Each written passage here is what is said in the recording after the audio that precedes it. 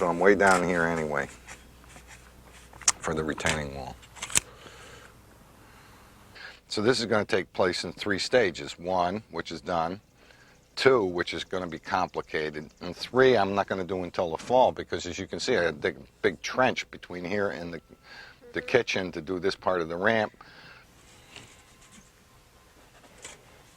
For Tony and I to have built the castle is meaningless.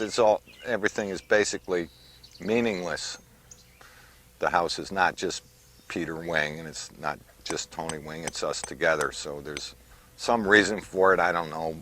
Some people come and they flip out, they see a fantasy. Other people see something historical, other people see a museum. There are people say, I love it, but I couldn't live here. Everyone sees something different. I don't know. Like I said, all of this is totally meaningless anyway. Totally meaningless, except for the experience of being alive.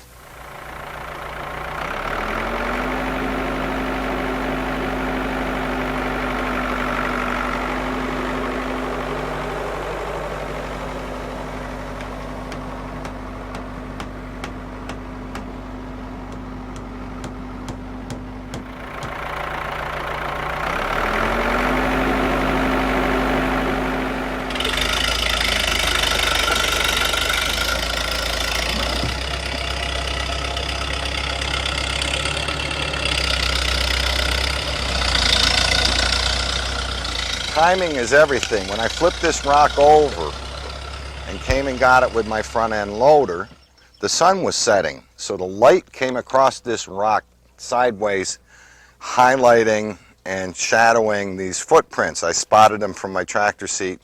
A kid who studies this stuff came here and looked at him. We know what this guy was. He was in the Eubrontes, a carnivore. Does this footprint exist 170 million years ago? No, it exists right now, and that's what's strange. I was thinking that 170 million years from now, nobody's going to be thinking about us. Nobody. We ain't leaving nothing behind.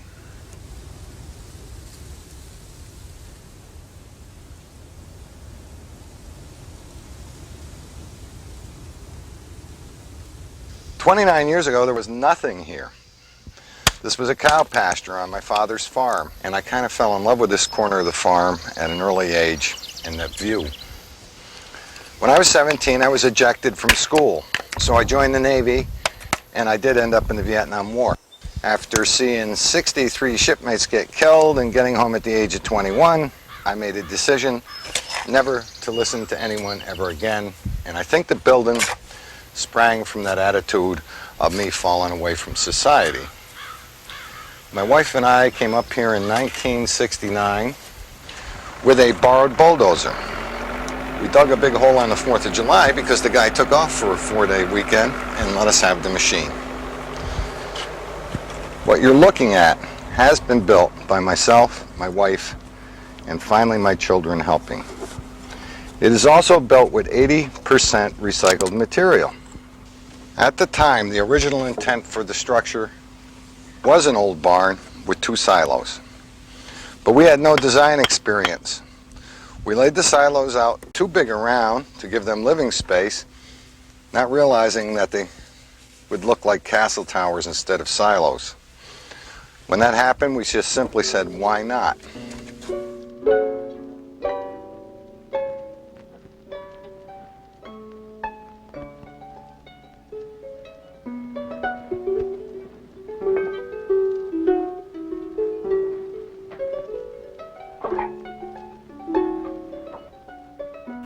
Been all kinds of people here. A lot of entertainment people, actors.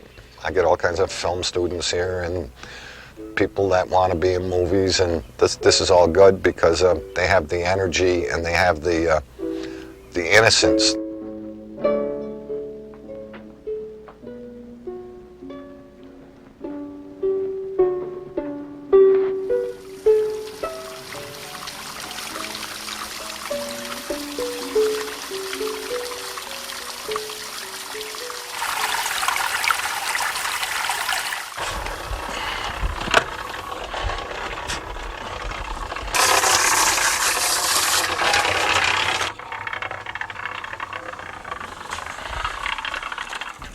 This is mints for the bed and breakfast.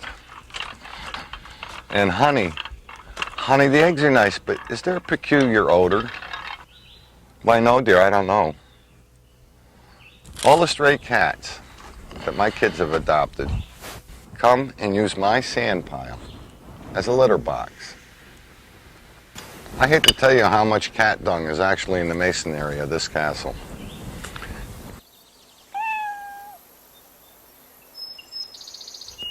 We're off the coast of Vietnam, and we had this guy in our squadron. His name was Rupert, and we used to tease this guy about his wife back home, who was probably, we said, with every other sailor and Marine she could find, and we didn't stop. So one morning, I'm getting a cup of coffee, and he was sitting there, and he had a big knife, and he was cleaning out the suction cups of the flight deck shoes. And I go, "Hey, Rupert, how's your wife?" Or, "I had a dream about your wife." I said something of that nature. He looked up at me, and I could see that he had gone. His eyes were there, but he wasn't, or something. And he pulled up that knife, and I said, "Son of a gun, he's gonna kill me." And he came up with that knife, and I dropped the coffee, and I headed for the hatchway. Of course, I tripped, and he was raking that knife down my back, and he ripped my coat down the middle a couple of times. And I tripped on that damn knee knocker. In other words, I'm on a ship in the hatchway. I try to get through the hatch, and I tripped. And he drove that knife right through my foot. And that's how I got wounded in the war.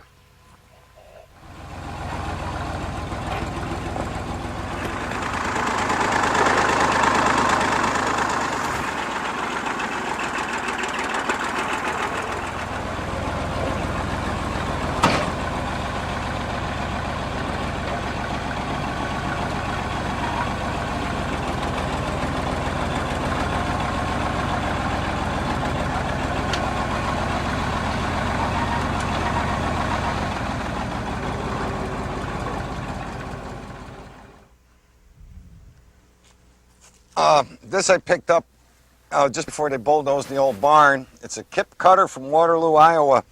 And apparently you ran sheets of metal or something through, or even fabric, and you cut it. Here's cutting blades. But that's not why I got it. To me, it's a pterodactyl head. That's the head, his skull shape, and his long, beaky mouth.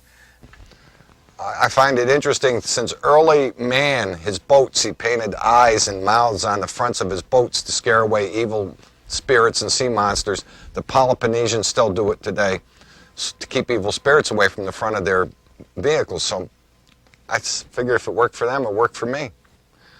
And that's why I paint these faces. It pushes away evil.